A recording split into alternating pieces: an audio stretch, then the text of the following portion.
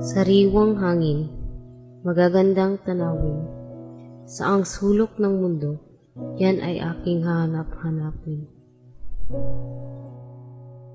Ako nga pala si Wilmaan Laguna, isang simpleng estudyante at di naiiba sa tipikal na mga kabataan. Tuwing bakasyon, pumupunta ako sa iba't ibang lugar upang mamasyal, makapag-isip at kumuha ng mga litrato sa mga bagay-bagay o tanawing gusto ko. Mga puno, huni ng ibon, iba't ibang hayop, tunog ng bawat hampas ng dagat. Ilan lang ito sa mga bagay na hinahanap-hanap ko. Dahil sa mabilis na pag-asenso ng ating bayan, mga teknolohiyang kahirap pantayan. Minsan, ating nakakaligtaan ang ganda at halaga ng ating kalikasan.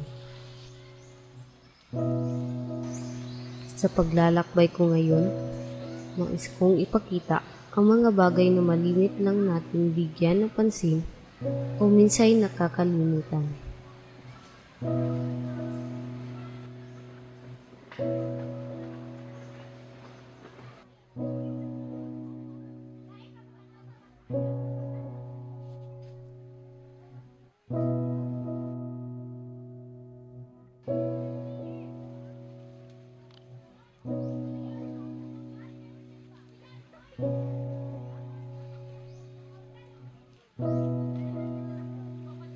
Isa na rito ang paborito kong puntahan, ang ating karagatan. Di mapagkakaila ang angking ganda ng ating karagatan. Isa ito sa ituturing na kayamanan ng ating bayan.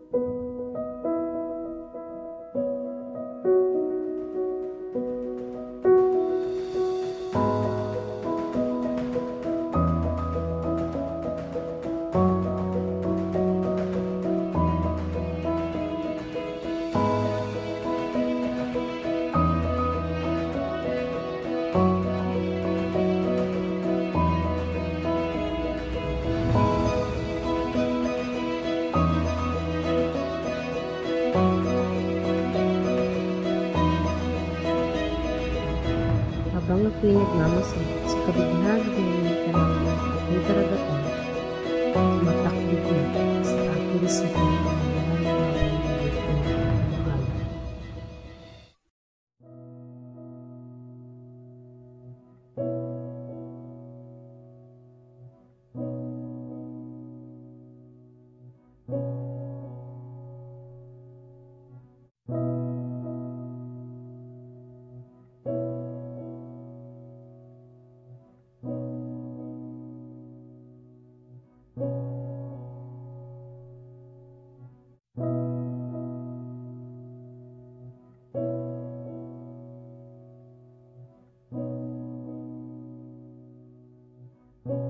Sa mga nakalipas na araw, habang naglalakbay ako upang bisitahin ang ating karagatan mula sa ibang lugar, ako'y lubos na nalungkot sa aking nakita.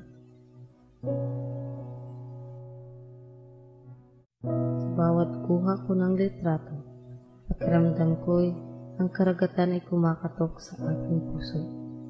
Iba't ibang tanong tumatakbo sa aking isipan. Ang mayamang dagat na aking inaasahan, kahirapan sa lugar na ito ang aking nadatnan. Napakaraming basura ang pakalat-kalat na sa karagatan.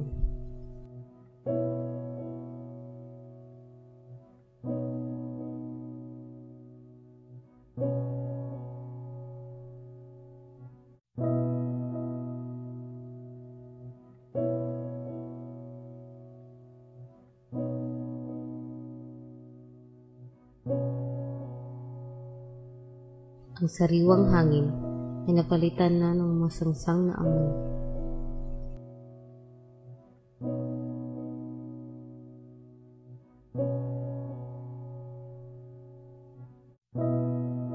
Ang dating malinaw na tubig ngayon ay napakalabo.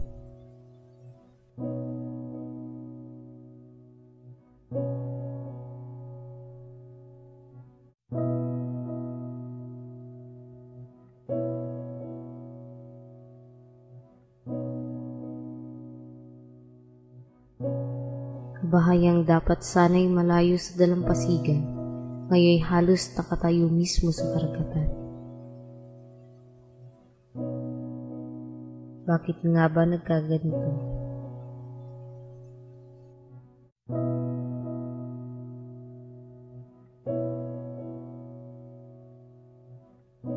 Maraming tao ang hindi nakakapansin ito o piniling di napansinin. Marami ring nagpapakasaya sa magandang karagatan pero di ito pinapahalagahan. Hahayaan na lang ba nating masira ang mundo nila habang tayo'y nagpapakasaya? Ang magagandang tanawin ba ng karagatan ay makikita na lang natin sa libro, litrato o video? Mapapansin pa kaya ito ng darating pang henerasyon?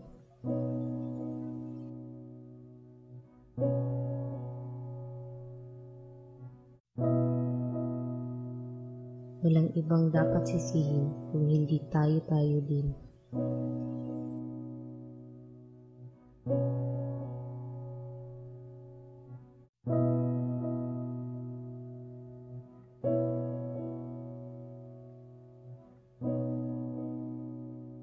Sa problema ang kinakaharap ng ating kalikasan, ano nga bang magagawa ng simpleng kabataan o mamamayan?